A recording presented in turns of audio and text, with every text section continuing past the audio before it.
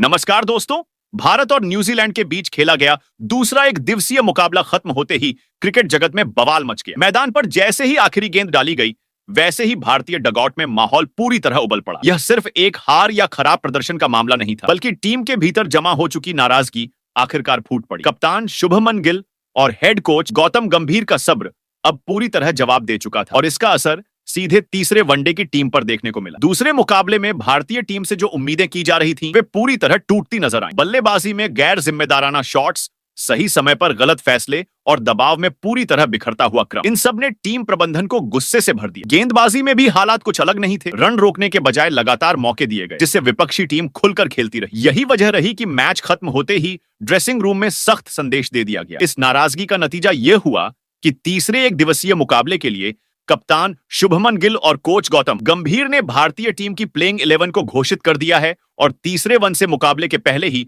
बड़ा भूचाल लल दिया है। जिन खिलाड़ियों को दूसरे मैच में पूरा मौका मिला था, लेकिन वे मैदान पर कुछ खास नहीं कर पाए, अब उन्हें बाहर का रास्ता दिखा दिया गया है। कप्तान शुभमन गिल और कोच गौतम गंभीर ने दो टूक कह दिया है कि अब टीम में किसी भी तरह की पहचान, पुरानी छवि या पिछली तारीफों का कोई मतलब नहीं रह गया है। अब सिर्फ वही खिलाड़ी मैदान पर उतरेगा जो मौजूदा हालात में लड़ने का दम रखता हो, जो दबाव में घबराएगा, जो मौके को हल्के में लेगा। उसके लिए इस टीम में अब कोई जगह नहीं है, चाहे जिम्मेदारी किसी के कंधों पर हो या वह पहली बार मौका पा रहा हो। फैसला सिर्फ प्रदर्शन के आधार पर होगा। यह फैसला उन खिलाड़ियों के लिए सीधा तमाचा है जिन्होंने पिछले मैच में लाखों फैंस की उम्मीदों पर पानी फेर दिया। खासकर मिडिल ऑर्डर की हालत ने टीम मैनेजमेंट को आगबूला कर दी। जब टीम को संभलने की जरूरत थी, उसी वक्त विकेटों की झड़ी लग गई। रन बनाने के बजाय समय बर्बाद हुआ और विपक्षी गेंदबाजों को पूरी छूट मिल गई। गेंदबाजी में भी वही कहानी रही, न सटीक लाइन, न सही लेंथ और न ही विकेट लेने की भूख। यही लापरवाही अब भारी पड़ चुकी है। इसी वजह से तीसरे और आखिरी मुकाबले के लिए टीम में पूरे 5 बड़े बदलाव कर दिए गए हैं। इस बार भारतीय टीम बिल्कुल नए तेवर के साथ मैदान पर उतरेगी। ओपनिंग में एक नया चेहरा देखने को मिलेगा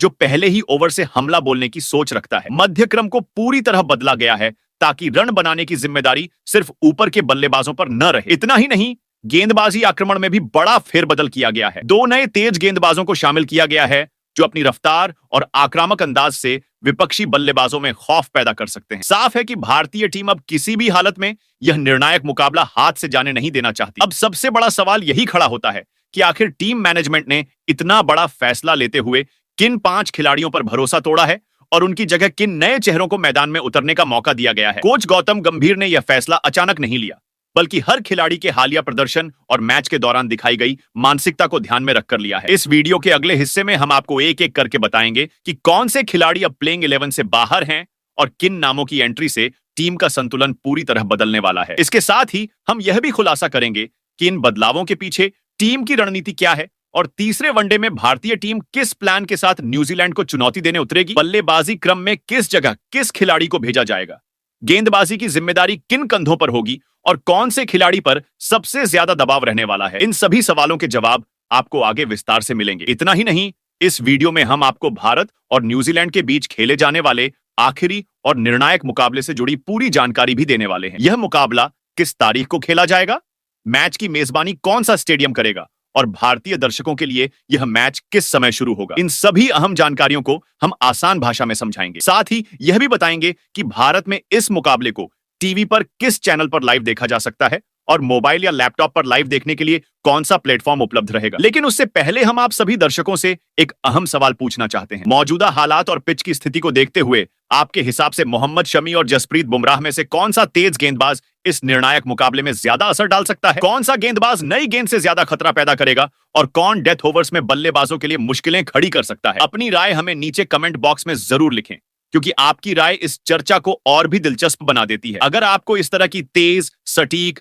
और एक्सक्लूसिव क्रिकेट अपडेट्स पसंद आती है तो वीडियो को लाइक करना ना भूलें। साथ ही हमारे चैनल संजू क्रिकेट वर्ल्ड को सब्सक्राइब करें ताकि आपको हर बड़ी खबर सबसे पहले मिल सके। नोटिफिकेशन बेल को ऑन करना भी जरूरी है ताकि कोई भी अपडेट आपसे छूट ना जाए। तो साथियों, अब बिना एक पल भी गंवाए चलिए शुरू करते हैं आज की इस रोमांच से भरी, धड़कन बढ़ाने वाली वीडियो, जहां हर सेकंड में आपको नई और चौंकाने वाली जानकारी मिलने वाली है।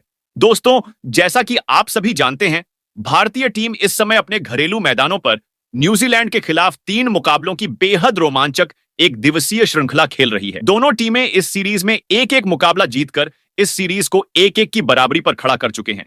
अब यह सीरीज अपने आखिरी और निर्णायक मोड़ पर पहुंच चुकी है। भारत और न्यूजीलैंड के बीच तीसरा और अंतिम एक दिवसीय मुकाबला 18 जनवरी को इंदौर के होलकर स्टेडियम में खेला जाना है। यह मैच दोनों टीमों के लिए बेहद अहम होने वाला है, क्योंकि जीतने वाली टीम सीरीज अपने नाम कर लेगी। ऐसे में उम्मीद की जा रही है कि दोनों ही टीमें मैदान पर अपनी पूरी ताकत झोंक देंगी और दर्शकों को एक हाई स्कोरिंग मुकाबला देखने को मिलेगा। अब चलिए आपको इस मैच से पहले होलकर स्टेडियम की पिच के बारे में विस्तार से बताते हैं। होलकर क्रिकेट स्टेडियम अपनी सपाट और बल्लेबाजों के अनुकूल पिच के लिए जाना जाता है। यहाँ की सतह पर गेंद अच्छे से बल्ले पर आती है, जिससे बल्लेबाज खुलकर अपने शॉट्स खेल सकते हैं। शुरुआती ओवरों में तेज गेंदबाजों को नई गेंद से हल्की स्विंग जरूर मिल सकती है, लेकिन यह मदद ज्यादा देर तक टिकती नहीं है। जैसे जैसे मैच आगे बढ़ता है, पिच और भी आसान होती चली जाती है, जिससे रन बनाना काफी सहज हो जाता है। इस मैदान की बाउंड्री भी अपेक्षाकृत छोटी मानी जाती है, जिसके कारण यहाँ चौकों और छक्कों की भरमार देखने को मिलती है। आउटफील्ड तेज होने की वजह से जरा सा गैप मिलने पर गेंद सीधा सीमा रेखा तक पहुंच जाती है। दूसरी पारी में अक्सर ओस की भूमिका भी देखने को मिलती है,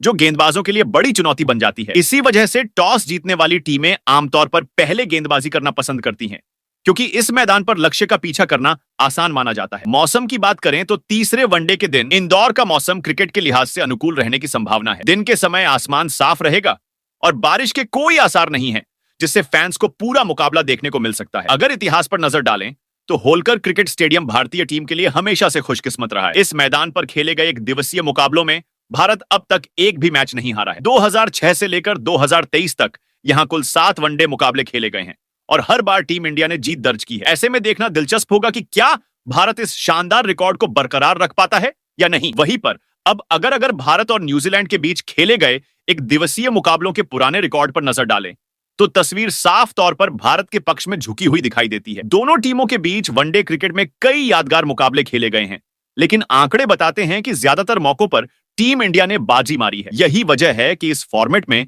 भारत को हमेशा थोड़ी बढ़त के साथ देखा जाता है। अब तक भारत और न्यूजीलैंड आमने सामने कुल 123 बार एक दिवसीय क्रिकेट में भिड़ चुके हैं। इनमें से भारत ने 63 मुकाबलों में जीत दर्ज की है, जबकि न्यूजीलैंड 51 मैच ही अपने नाम कर पाया है। इसके अलावा कुछ मुकाबले ऐसे भी रहे हैं जिनका कोई नतीजा नहीं निकल सका। इन आंकड़ों से यह साफ समझ में आता है कि वनडे क्रिकेट में भारतीय टीम का रिकॉर्ड ज्यादा मजबूत रहा है और दबदबा भी साफ नजर आता है। हालांकि सिर्फ आंकड़ों के भरोसे न्यूजीलैंड को कमतर आंकना भारी भूल साबित हो सकती है। कीवी टीम हमेशा से बड़े मुकाबलों में चौंकाने वाला प्रदर्शन करती आई है। तीसरे और आखिरी वनडे मैच के लिए न्यूजीलैंड की टीम में कुछ ऐसे खतरनाक खिलाड़ियों की वापसी हुई है जो अकेले दम पर मैच का रुख पलटने की काबिलियत रखते हैं। यही वजह है कि वे इस निर्णायक मुकाबले में बिल्कुल नई रणनीति के साथ मैदान पर उतरने वाले हैं। ऐसे हालात में टीम इंडिया के लिए यह मुकाबला आसान नहीं रहने वाला। इसी बीच यह भी खबर सामने आ रही है कि मुख्य कोच गौतम गंभीर इस समय बेहद सख्त मूड में हैं। उन्होंने अंतिम वनडे के लिए टीम संयोजन में बड़ा बदलाव किया है। प्लेइंग 11 में ऐसे भरोसेमंद और आक्रामक खिलाड़ियों को शामिल किया गया है जो दबाव में बेहतर खेल दिखाने के लिए जाने जाते हैं। भारतीय टीम का इरादा साफ है, तीसरे मुकाबले में दमदार प्रदर्शन कर सीरीज पर पूरी तरह कब्जा जमाना। अब दोस्तों, सबसे जरूरी जानकारी की बात कर लेते हैं, जिसका इंतजार हर क्रिकेट फैन बेसब्री से करता है। भारत और न्यूजीलैंड के बीच होने वाले इस आखिरी और बेहद रोमांचक मुकाबले को आप आखिर कब, कहां और किस समय लाइव देख पाएंगे, इसकी पूरी डिटेल जान लेना आपके लिए जरूरी है। अगर आप इस मुकाबले का एक भी पल मिस नहीं करना चाहते तो यह जानकारी आपके बहुत काम आने वाली है। सबसे पहले बात करते हैं मैच के समय की। भारत और न्यूजीलैंड के बीच यह निर्णायक एक दिवसीय मुकाबला भारतीय समयानुसार तय समय पर शुरू होगा, ताकि देश भर के दर्शक इसे आराम से देख सकें। चाहे आप घर पर हो, सफर में हो या ऑफिस में, आप इस मैच को आसानी से लाइव देख पाएंगे। अगर आप मोबाइल या टैबलेट पर मैच देखने के शौकीन हैं तो आपके लिए डिजिटल प्लेटफॉर्म पर पूरी सुविधा मौजूद रहेगी। इस मुकाबले की लाइव स्ट्रीमिंग जियो हॉटस्टार ऐप और वेबसाइट पर उपलब्ध रहेगी। यहां आप बिना किसी रुकावट के हर ओवर, हर विकेट और हर चौके छक्के का मजा ले सकते हैं। साथ ही हाई क्वालिटी स्ट्रीमिंग का अनुभव भी मिलेगा। वहीं जो दर्शक बड़े पर्दे पर मैच का रोमांच लेना चाहते हैं, उनके लिए टीवी पर सीधा प्रसारण किया जाएगा। भारत में इस मुकाबले को स्टार स्पोर्ट्स नेटवर्क के अलग अलग चैनलों पर लाइव दिखाया जाएगा। खास बात यह है कि यहां आपको कई भाषाओं में कमेंट्री सुनने का विकल्प मिलेगा, जिससे हर क्षेत्र के दर्शक मैच को अपनी पसंदीदा भाषा में एंजॉय कर सकेंगे। कुल मिलाकर चाहे मोबाइल हो या टीवी, इस हाई वोल्टेज मुकाबले को देखने के लिए आपके पास हर तरह का विकल्प मौजूद है। अब बस इंतजार है मैच शुरू होने का और एक और रोमांचक क्रिकेट शाम का। अब चलिए विस्तार से बात करते हैं उस फैसले की जिसने आखिरी एक दिवसीय मुकाबले से पहले सबसे ज्यादा सुर्खियां बटोरी हैं। मुख्य कोच गौतम गंभीर और कप्तान शुभमन गिल ने निर्णायक मैच के लिए भारतीय टीम की प्लेइंग 11 में कुछ बेहद असरदार खिलाड़ियों को शामिल किया है और शुरुआत होती है सलामी जोड़ी से। ओपनिंग की जिम्मेदारी एक बार फिर शुभमन गिल के कंधों पर सौंपी गई है। टीम मैनेजमेंट ने साफ संकेत दिया है कि बड़े मुकाबले में उन्हें ही पारी की नींव रखने की भूमिका निभानी होगी। शुभमन गिल इस समय एक दिवसीय क्रिकेट में भारत के सबसे भरोसेमंद युवा बल्लेबाजों में गिने जाते हैं। उनकी बल्लेबाजी में संतुलन साफ नजर आता है, जहां तकनीकी मजबूती के साथ धैर्य और जरूरत पड़ने पर आक्रामकता भी देखने को मिलती है। नई गेंद के सामने वह जल्दबाजी नहीं दिखाते और शुरुआती ओवरों में हालात को समझते हुए खेलते हैं। पारी को धीरे धीरे आगे बढ़ाना और लंबे समय तक क्रीज पर टिके रहना उनकी बड़ी ताकत है। कम समय में ही गिल ने खुद को दबाव वाले मुकाबलों का खिलाड़ी साबित किया है। उनका औसत और रन बनाने की रफ्तार दोनों ही उन्हें अन्य बल्लेबाजों से अलग पहचान दिलाते हैं। टीम इंडिया को ठोस शुरुआत देना उनकी प्राथमिक जिम्मेदारी होती है, जिसे वह अक्सर बखूबी निभाते आए हैं। मैदान पर उनका शांत स्वभाव और आत्मविश्वास साफ झलकता है। न्यूजीलैंड जैसी अनुशासित और सटीक गेंदबाजी के सामने शुभमन गिल का रिकॉर्ड सराहनीय रहा है। तेज गेंदबाजों के खिलाफ वह सही लाइन और लेंथ को जल्दी पढ़ लेते हैं। वहीं स्पिन के सामने उनके फुटवर्क और टाइमिंग की खूब तारीफ होती है। तीसरे वनडे में उनसे एक बड़ी और मैच की दिशा तय करने वाली पारी की उम्मीद की जा रही है। अगर शुरुआती ओवरों में उनका विकेट सुरक्षित रहता है तो भारतीय टीम मजबूत स्थिति में पहुंच सकती है। पावर प्ले के बाद वह समझदारी से रणगति बढ़ाते हैं और मध्य ओवरों में खाली जगहों का बेहतरीन इस्तेमाल करते हैं। जरूरत पड़ने पर गियर बदलने की क्षमता भी उनमें साफ दिखाई देती है। न्यूजीलैंड के खिलाफ बड़े मंच पर उनका आत्मविश्वास अलग ही स्तर पर नजर आता है। कुल मिलाकर इस निर्णायक मुकाबले में शुभमन गिल भारतीय टीम के लिए बेहद अहम भूमिका निभा सकते हैं। उनकी पारी से बाकी बल्लेबाजों को खुलकर खेलने की आजादी मिलती है और टीम पर से दबाव कम होता है। अगर गिल अपनी लय में आ गए तो कीवी टीम के लिए वापसी करना बेहद मुश्किल हो सकता है। भारतीय जीत की उम्मीदें काफी हद तक उनकी बल्लेबाजी पर टिकी रहेंगी। अब अगर दूसरे सलामी बल्लेबाज की बात करें तो इस जिम्मेदारी के लिए रोहित शर्मा को चुना गया है। रोहित का नाम वनडे क्रिकेट के सबसे प्रभावशाली बल्लेबाजों में लिया जाता है और इसकी वजह उनका निरंतर प्रदर्शन और बड़े मुकाबलों में असर छोड़ने की क्षमता है। उनकी बल्लेबाजी में ताकत के साथ साथ सटीक टाइमिंग और सहज क्लास साफ दिखाई देती है, जो उन्हें बाकी बल्लेबाजों से अलग बनाती है। रोहित शर्मा को हमेशा से ऐसे खिलाड़ी के रूप में देखा गया है जो हालात को पढ़कर अपनी पारी को आकार देते हैं। नई गेंद के सामने वह जल्दबाजी नहीं करते और शुरुआती ओवरों में खुद को क्रीज पर जमाने पर पूरा ध्यान देते हैं। जैसे ही वह लय में आते हैं उनका खेल पूरी तरह बदल जाता है और रन गति अपने आप तेज हो जाती है। एक बार सेट होने के बाद रोहित को रोकना किसी भी गेंदबाजी आक्रमण के लिए आसान नहीं रहता। वनडे क्रिकेट में उनके नाम कई ऐतिहासिक उपलब्धियां दर्ज हैं, जो उनकी निरंतरता और बड़े स्कोर बनाने की क्षमता को दर्शाती हैं। न्यूजीलैंड के खिलाफ भी उनका रिकॉर्ड मजबूत रहा है। तेज गेंदबाजों के खिलाफ उनके पुल और कट शॉट्स काफी असरदार रहते हैं। वहीं स्पिन गेंदबाजों के सामने उनका फुटवर्क और शॉट चयन उन्हें अतिरिक्त बढ़त दिलाता है। तीसरे एक दिवसीय मुकाबले में उनसे एक अहम और लंबी पारी की उम्मीद की जा रही है। अगर वह पावर प्ले के ओवरों में टिके रहते हैं तो भारतीय टीम बड़े स्कोर की ओर बढ़ सकती है। मध्य ओवरों में रन गति को नियंत्रित तरीके से बढ़ाने की जिम्मेदारी वह अक्सर बखूबी निभाते हैं और जरूरत पड़ने पर बड़े शॉट्स लगाकर विपक्षी गेंदबाजों पर दबाव बना देते हैं। मैदान पर उनका शांत और संतुलित रवैया पूरी टीम को आत्मविश्वास देता है। हालात को समझने और सही फैसले लेने की उनकी क्षमता बाकी बल्लेबाजों के लिए भी मददगार साबित होती है। उनकी मौजूदगी से ड्रेसिंग रूम और मैदान दोनों जगह स्थिरता महसूस होती है। कुल मिलाकर इस निर्णायक वनडे मुकाबले में रोहित शर्मा भारतीय टीम के लिए एक अहम कड़ी साबित हो सकते हैं। अगर उनका बल्ला चल पड़ा तो मैच की दिशा पूरी तरह भारत के पक्ष में जा सकती है। दर्शकों को उनसे एक प्रभावशाली और यादगार पारी की पूरी उम्मीद होगी। अब अगर तीसरे क्रम की बात करें तो इस अहम जिम्मेदारी के लिए भारतीय टीम ने विराट कोहली पर भरोसा जताया है। एक दिवसीय क्रिकेट में विराट कोहली का नाम हमेशा खास सम्मान के साथ लिया जाता है। उनकी बल्लेबाजी में तकनीकी मजबूती, बेहतरीन फिटनेस और जीत की जबरदस्त भूख साफ झलकती है। यही गुण उन्हें बड़े मुकाबलों में बाकी खिलाड़ियों से अलग पहचान दिलाते हैं। विराट कोहली को लक्ष्य का पीछा करने में माहिर बल्लेबाज माना जाता है। दबाव की स्थिति में भी वह खुद पर नियंत्रण बनाए रखते हैं और धीरे धीरे मैच को अपने पक्ष में मोड़ देते हैं। वनडे क्रिकेट में उनके आंकड़े उनकी निरंतरता और लंबे समय तक शीर्ष स्तर पर बने रहने की कहानी कहते हैं। मैदान पर उनका आत्मविश्वास और ऊर्जा पूरी टीम को एक अलग ही जोश देती है। न्यूजीलैंड के खिलाफ विराट का रिकॉर्ड हमेशा चर्चा में रहा है। वह किसी भी गेंदबाजी आक्रमण के खिलाफ जल्दबाजी नहीं दिखाते। शुरुआत में वह गेंद को अच्छे से परखते हैं, हालात को समझते हैं और फिर सही समय पर रन गति बढ़ाते हैं। जैसे ही वह क्रीज पर जम जाते हैं उनके बल्ले से चौकों की धार देखने को मिलती है। तेज गेंदबाजों के खिलाफ उनके कवर ड्राइव और स्ट्रेट ड्राइव क्रिकेट प्रेमियों के लिए किसी क्लासिक दृश्य से कम नहीं होते। वहीं स्पिन गेंदबाजों के सामने वह गैप तलाश कर बेहद आसानी से रन बटोरते हैं। मध्य ओवरों में पारी को संभालकर आगे बढ़ाना उनकी सबसे बड़ी ताकत मानी जाती है। तीसरे एक दिवसीय मुकाबले में उनसे एक जिम्मेदार और मैच की दिशा बदलने वाली पारी की उम्मीद की जा रही है। अगर भारत लक्ष्य का पीछा कर रहा होगा तो विराट कोहली टीम की सबसे बड़ी उम्मीद बनकर सामने आएंगे। कठिन हालात में शांत रहना और सही फैसले लेना उनकी पहचान रही है। उनका अनुभव भारतीय टीम को मुश्किल परिस्थितियों से बाहर निकालने की क्षमता रखता है। एक मजबूत अर्धशतक या शतक पूरे मुकाबले का रुख बदल सकता है। न्यूजीलैंड के खिलाफ उनकी लंबी पारी विपक्षी टीम पर भारी पड़ सकती है। फैंस को एक बार फिर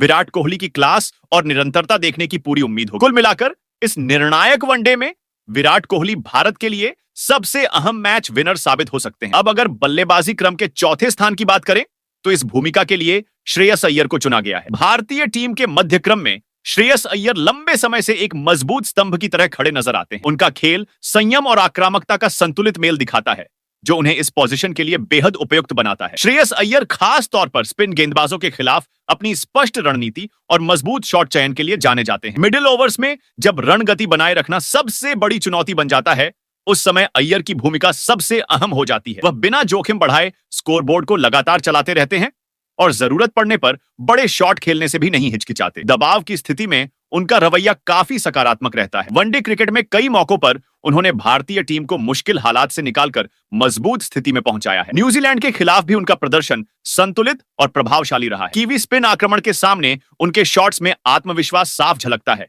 वहीं तेज गेंदबाजों के खिलाफ उनकी टाइमिंग उन्हें अतिरिक्त रन दिलाने में मदद करती है। तीसरे एक दिवसीय मुकाबले में उनसे एक ठोस और प्रभावशाली पारी की उम्मीद की जा रही है। अगर शीर्ष क्रम जल्दी आउट हो जाता है तो पारी को संभालने की जिम्मेदारी अय्यर के कंधों पर होगी। पावर प्ले के बाद रन गति बढ़ाने और अंतिम ओवरों के लिए आधार तैयार करने में उनका योगदान बेहद अहम हो सकता है। उनकी मौजूदगी से मध्यक्रम को स्थिरता मिलती है और बाकी बल्लेबाजों को खुलकर खेलने का मौका मिलता है। अगर श्रेयस अय्यर लय में नजर आए तो विपक्षी गेंदबाजों के लिए नियंत्रण बनाए रखना आसान नहीं रहेगा। कुल मिलाकर इस निर्णायक वनडे में श्रेयस अय्यर भारतीय टीम के लिए एक महत्वपूर्ण कड़ी साबित हो सकते हैं। अब अगर बल्लेबाजी क्रम के 5वें स्थान की बात करें तो इस भूमिका के लिए केएल राहुल को चुना गया है, जो विकेट के पीछे भी टीम की जिम्मेदारी संभालते हैं। एक दिवसीय क्रिकेट में राहुल अपनी संतुलित बल्लेबाजी और परिस्थिति के अनुसार खेल बदलने की क्षमता के लिए पहचाने जाते हैं। उनके खेल में धैर्य, सटीक टाइमिंग और जरूरत पड़ने पर आक्रामकता का स्पष्ट संतुलन देखने को मिलता है। केएल राहुल की सबसे बड़ी खासियत यह है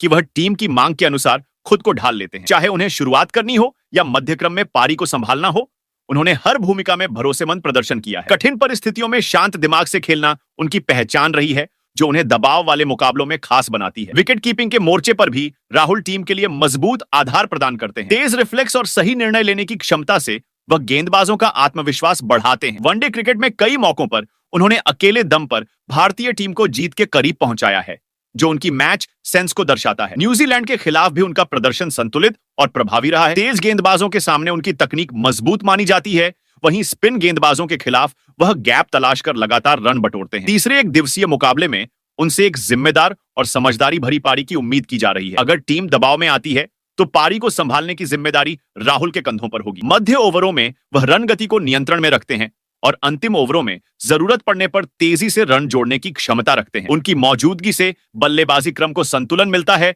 और बाकी खिलाड़ियों को खुलकर खेलने का मौका मिलता है। कुल मिलाकर इस निर्णायक वनडे में केएल राहुल भारतीय टीम के लिए एक बेहद अहम कड़ी साबित हो सकते हैं, जिनका प्रदर्शन मैच की दिशा तय करने की क्षमता रखता है। अब अगर छठे क्रम की बात करें तो इस अहम भूमिका के लिए रविंद्र जडेजा को चुना गया है। जडेजा भारतीय टीम के उन खिलाड़ियों में शामिल हैं जो हर विभाग में संतुलन बनाए रखते हैं। गेंद, बल्ला और मैदान तीनों जगह उनका योगदान टीम के लिए बेहद अहम होता है। मध्य ओवरों में उनकी सटीक और कसी हुई स्पिन गेंदबाजी विपक्षी बल्लेबाजों की रणगति पर लगाम लगाती है और दबाव बनाती है। जडेजा अपनी लाइन और लेंथ से बल्लेबाजों को लगातार गलती करने पर मजबूर करते हैं। खासकर जब टीम को विकेट की जरूरत होती है तब वह अक्सर महत्वपूर्ण सफलता दिलाने में कामयाब रहते हैं। बल्लेबाजी में भी जडेजा निचले क्रम में तेजी से रन जोड़ने की क्षमता रखते हैं। जरूरत पड़ने पर वह कुछ ही गेंदों में मैच का रुख बदल सकते हैं। मैदान पर उनकी फील्डिंग उन्हें अलग पहचान दिलाती है। तेज मूवमेंट, सटीक थ्रो और तुरंत फैसले लेने की क्षमता से वह विपक्षी टीम पर अतिरिक्त दबाव बनाते हैं। न्यूजीलैंड के खिलाफ भी उनका प्रदर्शन हमेशा उपयोगी रहा है, जहां उन्होंने गेंद और बल्ले दोनों से असर छोड़ा। तीसरे एक दिवसीय मुकाबले में उनसे हर विभाग में ठोस योगदान की उम्मीद हो। उनका आत्मविश्वास और ऊर्जा टीम को मुश्किल हालात में मजबूती देती है। कुल मिलाकर रविंद्र जडेजा इस निर्णायक मैच में भारत के लिए एक बड़े गेम चेंजर साबित हो सकते हैं। अब 7वें क्रम पर भारतीय टीम ने युवा ऑलराउंडर नीतीश कुमार रेड्डी को मौका दिया है, जो तेजी से अपनी पहचान बना रहे हैं। नीतीश को भारतीय क्रिकेट का उभरता हुआ नाम माना जा रहा है, जिन्होंने घरेलू क्रिकेट और आईपीएल में अपने प्रदर्शन से चयनकर्ताओं का भरोसा जीता है। उनकी बल्लेबाजी में आक्रामकता साफ दिखाई देती है और वह क्रीज पर आते ही रन गति बढ़ाने की क्षमता रखते हैं। दबाव की स्थिति में भी नीतीश बिना झिझक शॉट खेलने का साहस दिखाते हैं, जो उन्हें निचले मध्यक्रम में उपयोगी बनाता है। गेंदबाजी के मोर्चे पर वह अतिरिक्त विकल्प के तौर पर काम आते हैं और सही लेंथ पर गेंद डालकर बल्लेबाजों को परेशान कर सकते हैं। इसके अलावा मैदान पर उनकी चुस्ती और सुरक्षित फील्डिंग टीम के लिए अहम साबित होती है। न्यूजीलैंड के खिलाफ यह मुकाबला उनके लिए खुद को साबित करने का बड़ा अवसर होगा। अगर उन्हें सही मौके मिले तो नीतीश कुमार रेड्डी इस मैच में भारत के लिए एक्स फैक्टर बन सकते हैं। अब 8वें स्थान पर गेंदबाजी की जिम्मेदारी हर्षित राणा को सौंपी गई है, जो अपनी तेज रफ्तार के लिए पहचाने जाते हैं। भारतीय क्रिकेट में वह एक उभरते हुए पेसर के रूप में तेजी से पहचान बना रहे हैं। हर्षित की सबसे बड़ी ताकत नई गेंद से आक्रामक गेंदबाजी करना है, जिससे वह शुरुआती ओवरों में टीम को अहम सफलता दिला सकते हैं। उनकी लाइन और लेंथ में निरंतरता देखने को मिलती है, जो उन्हें मध्य और अंतिम ओवरों में भी असरदार बनाती है। न्यूजीलैंड के मजबूत बल्लेबाजी क्रम के खिलाफ यह मुकाबला उनके लिए खुद को साबित करने का अहम अवसर होगा। अगर हर्षित अपनी गति और नियंत्रण के साथ गेंदबाजी करते हैं